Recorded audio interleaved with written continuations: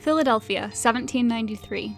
It was a hot, drought-filled summer in an area filled with wharfs, swamps, and only one sewer.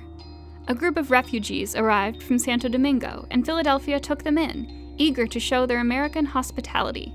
Aside from the miserable heat, all was well.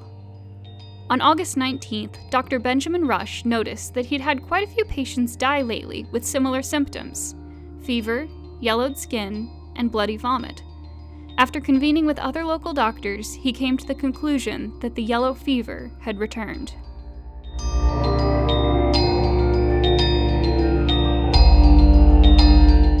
Yellow fever had struck Philadelphia in 1762, and they had been lulled into a false sense of security that it was gone for good after 30 years without a major outbreak. There were plenty of theories about what caused yellow fever, some of the most popular including that it was spread by a shipment of spoiled coffee that had been dumped on the wharf, or that the Santo Domingans had brought it with them. There was no cure, and no sure method of prevention. During normal times, Philadelphia averaged 3 to 5 burials a day. By August 24th, less than a week after Dr. Rush first identified the fever, averages were around 12 to 17 burials a day. Notices were published in newspapers on the 23rd, and people began leaving town in large numbers on the 25th. By August 27th, Philadelphia was barely recognizable. Schools were closed, business had come to a halt. The government began breaking down as more and more officials and essential workers fled. People who stayed were advised to avoid the sick, mark houses with sickness inside, and burn gunpowder to clear the air of contagion. The militia company from Fort Mifflin even drug a small cannon through the streets, firing it every few yards.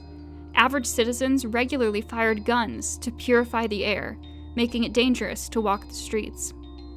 Dr. Rush was one of the most prominent figures of the outbreak, and he discovered what he believed was a groundbreaking treatment to cure the sick. He gave patients massive amounts of mercury and jalap to purge them, then bled them severely. He aimed to drain 4/5 of their blood over a period of a few days. However, at that point, doctors believed that people had over twice as much blood as we actually do. It's a miracle any of the patients he treated in this manner survived, but he firmly believed in his treatment. As described by J.H. Powell in Bring Out Your Dead, Dr. Rush's radiant charm is seductive. I find I sometimes forget, in the spell of his presence, that he had no common sense. But sense that is common is also dull, and dull Dr. Rush never was. At the end of August, the new Philadelphia Mint was still operational.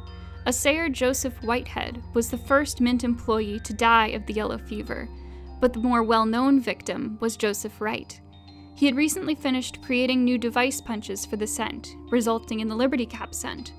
Unfortunately, he died on September 12th, before any of his new design had been delivered. Inside the Mint, they were frantically trying to get coinage struck. There were typically 10 to 12 workmen present on a normal day, but by September 17th, this number had dwindled to 7. A group of cents and half cents were delivered on the 18th, with only 3 workmen on staff, and the Mint closed the following day. They took apart the presses, sent valuable items, such as dies, books, and important papers, to the Bank of the United States, turned the horses out to pasture for a welcome break, and did any repairs they could find workers for. They knew from previous outbreaks that the yellow fever was a summer disease. It disappeared as the weather cooled. As an incentive for workers to return when it was safe, the Mint offered to give employees half of their missed pay if they came back for at least a month. This ensured that they would be able to resume operations quickly and easily, and proved to be a good system. In fact, they followed the same strategy at least 5 times over the first 10 years of operation. In 1793, the Mint reopened on November 13th, and most workers came rushing back. All in all, that year's outbreak killed 5,000 people within 4 months, about 10% of the Philadelphia population. The next large outbreak was in 1797, when the Mint again closed up shop. This time, Dr. Nicholas Way, the second treasurer of the Mint, fell victim to the fever.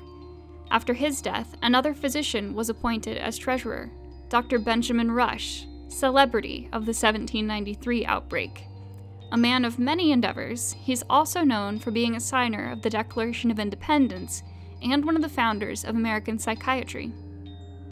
The Mint closed again in the summers of 1798, 99, and 1803, after which the yellow fever all but disappeared from Philadelphia. These closures also left a mark on the coinage that survives today.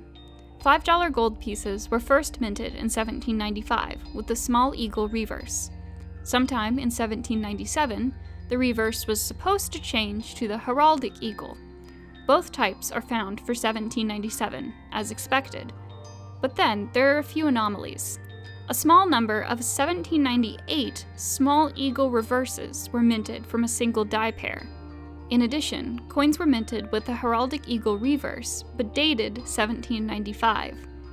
Yellow fever was one of the culprits for this confusion.